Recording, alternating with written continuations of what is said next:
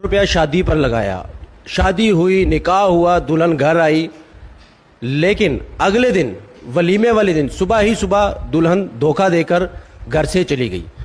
लड़की कौन थी? कहने में सुनने में आ रहा है कि लड़की पुलिस कांस्टेबल भी थी, लेकिन ये दूल्हा मेरे साथ बैठा है, इनसे मैं बात करूंगा कि ऐसा उसने क्यों किया, और जब इन्होंने रिश्ता किया था तो कुछ चीज़ें देखी थी या नहीं देखी थी। लड़की धोखा देकर वलीमे वाले दिन ही सुबह सुबह चली गई। मेरे भाई, आपका नाम क्या है? एहतिशाम। एहतिशाम, ये सारी बात बताओ कि रिश्ता कहाँ देखा था, हुआ क्या था, और शादी वाली रात कोई लड़ाई हो गई थी, वो गई क्यों है सुबह सुबह? प्यारे भाई, ये रिश्तेदार इन्होंने ना शादी का ऐड दिया हुआ था दफ्तर में, तो उधर से मेरा कनेक्शन हुआ शादी का। इसकी वालदा के साथ बात हुई तो वालदा ने कहा कि अपनी तस्वीरें भेजो और जो सैलरी आपकी क्या सैलरी है वो बताओ। मैंने 30,000 रुपये सैलरी बताई है, फिर ड्यूटी बताई कहाँ पे करता हूँ। फिर वो उन्होंने कहा अपनी तस्वीर भेजो, हमने अगर आपको एक्सेप्ट करते हैं ना तो हम आपको आना रिप्लाई देते हैं। मैंने कहा ठीक है। तो फिर जब उन्होंने एक्सेप्ट कर लिया, उन्होंने ना अपनी बेटी की तस्वीर भेज दी मुझे। तो मैंने घर शो की, मैंने कहा मामा जी ये तस्वीर भेजी है उन्होंने, तो व्हाट्सएप पे है। तो फिर उसके बाद घर वालों ने बात स्टार्ट की, तो उन्होंने बताया जी कि हमारी लड़की ना लेडी कांस्टेबल है, तो आपको इस चीज़ का तराज तो नहीं है। तो हम तो ख़ानदानी लोग हैं, हमारे माँ बाप ने ये बोल दिया था पहले ही कि हम शादी कर लेते हैं, उसके बाद लड़की को ड्यूटी नहीं करवाएंगे घर में ही, यानी कि उसका खर्चा वगैरह, उसका 3 टाइम का खाना, कपड़ा, जूती जो भी है वो हम अपने खुद से देंगे। यानी कि हो गया, रिश्ता हो गया था वहाँ। फिर क्या हुआ? फिर जब निकाह करके, जब निकाह तक हमारा प्लान हुआ, तो वो मुझे कहते हैं कि आपने चार मेंबर लेके आने निकाह पे। जी, मैंने कहा मैं तो तकरीबन 14 के मेरे बात हुई, मैं 14 अपने यानी कि ख़ास बंदे जो लेके चला गया। निकाह मेरा हो गया तो काजी साहब से भी सारी डिटेल्स, उन्होंने थोड़ा सा उधर ना थोड़ा मसला खड़ा कर दिया कि हमने 2 लाख रुपये हक महर लिखना है। मैंने कहा हमारी तो, अम्मी ने कहा हमारी तो शरीयत के मुताबिक बात हुई थी, जो निकाह नामा होता है वो।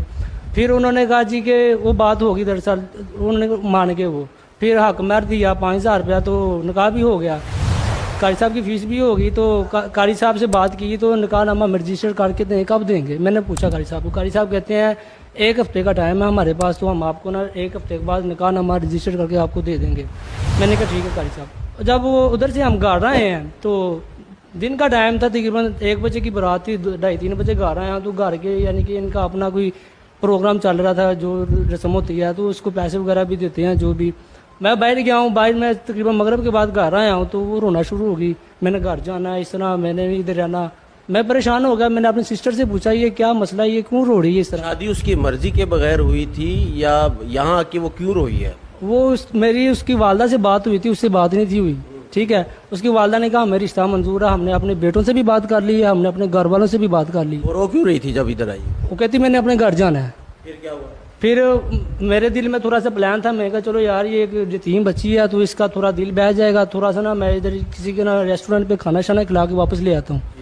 तो मैं इधर 5 स्टार होटल है इधर काला शाह काकू पे, मैं इधर ले गया, खाना शाना खिलाया। तो अच्छे रेस्टोरेंट में उसको खाना खिलाया? VIP रेस्टोरेंट पे खाना खिला के घर लाया हूँ। तो घर आके ना फिर वो अखरार सी रही थी, यानी कि मायूस थी। फिर मैंने ना घर वालों पे छोड़ दिया, तकरीबन 1:30-2 बजे आया हूँ ना। अब्बू ने भी अच्छे खासे पैसे दिए हैं, आपने सर हाथ पे रखा, यतीम बच्ची के पैसे भी दिए हैं। फिर उसके बाद जो भी होता है, तो मुझे रात को ना सांझ तुलाना शुरू हो गई है, तुमने मुझे एक दिन में पसंद कैसे कर लिया? मैं कहा मैंने नहीं किया, आपके घर वालों ने, बड़ों ने किया। बड़ों ने किया। तुम ये बात हुई है, तो मुझसे ना रात को इसका झगड़ा हो गया कुछ इस तरह के। मुझे कहती है कि तुमने मुझे मुंह दिखाई क्यों नहीं दी? मैंने 1/2 तोला सोना दिया उसको, 1/2 तोला सोना दिया, हालांकि उसका कोई खर्चा भी नहीं हुआ। फिर कहती तुमने मुझे और क्यों नहीं दे रहे? मैं कहा तुम्हें मैं मिल गया हूँ इतना, तुम्हें यानी कि प्रोटोकॉल दे दिया हमने, सब कुछ, जेज का सामान भी नहीं लिया, खाने शाना भी हमने आपका नहीं खाया, उधर हमने कुछ खर्चा किया, ये कम नहीं है। ये सारी बातें शादी वाली रात हुई है? शादी वाली रात हुई है। तो सुबह 7 बजे है ना, तो हमारी आपस में ना ये मुँहमारी हो गई, तो मैं भी ज़्यादा हो सो गया, वो भी। फिर सुबह जब हुआ 7 बजे का टाइम, तो मैंने कहा नाश्ता करना है, मैंने कहा शायद इसका माइंड चेंज हो जाए, शायद ये मायूस ही या माँ बाप से होके आई है, माँ से होके आई। शादी वाली रात पूछा नहीं था, या जब भी मुलाकात हुई थी पूछा नहीं था कि शादी तुम्हारी मर्जी के खिलाफ हुई है, कोई और पसंद था, कोई इस तरह की बातें नहीं हुई तुम्हारी उनसे? उसके साथ पूछा था आपने? शादी से पहले बात नहीं थी हुई, शादी वाले दिन मेरी उससे बात हुई है लास्ट टाइम। तब पूछा था कि नहीं जब वो रो रही थी? ये ठीक है, मेरे घर वालों ने किया जो किया, बेहतर किया। अच्छा, तो फिर क्या हुआ? रात हो गई, गुजर गई, अगले दिन? ये तो 7 बजे हुए हैं, 8 बजे का तकरीबन टाइम हुआ, 7-8 बजे का। तो उसका 2 भाई, एक सिस्टर, एक उसकी वालदा साहब सीधा ही कमरे में आ गए। दरवाज़ा खटखटाया, दरवाज़ा खुला, घर वालों ने। सुबह 7 बजे आ गए? 7-8 बजे का टाइम था।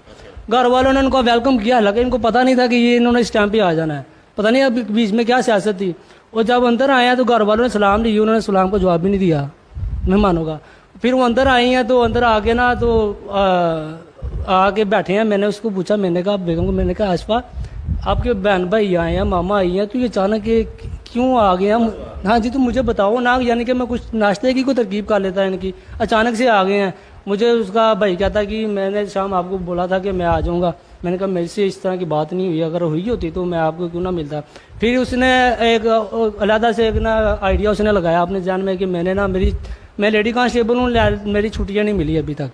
तो मैंने कहा ये किस तरह की शादी है, तुम्हारी शादी हुई है, शादी से पहले यानी कि एप्लीकेशन दे दी जाती है, शादी छुट्टियाँ मिल जाती, तुम्हारी ये कौन सी शादी हुई है? कहती बहरहाल मैंने एप्लीकेशन देने जाना है तो एप्लीकेशन दे के आ जाऊँगी। घर वाले कहते हैं हमने तो अपने पूरे ख़ानदान को बुलाया, वलीमा हमारा तो वलीमा ख़राब हो जाएगा, हमारी तो इंसल्ट हो जाएगी। तो नहीं मान रहे थे। फिर मेरी सिस्टर ने और वालदा ने भाई ने कहा वैसा करो तो शाम को साथ ले जाओ, एप्लीकेशन दो, शाम साथ ले आएगा वापस। वो कहते हैं हमारे ख़ानदान में इस तरह का रिवाज ही नहीं आया, दूल्हे को सुबह दूसरे दिन साथ लेके आना।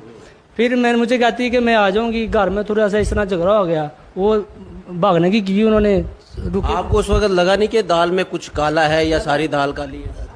दाल क्या, पूरी दाल ही काली थी। रात को ही मैं समझ गया था जब मैंने उसको बोला तुम्हें मैं मिल गई, ये काफ़ी नहीं है।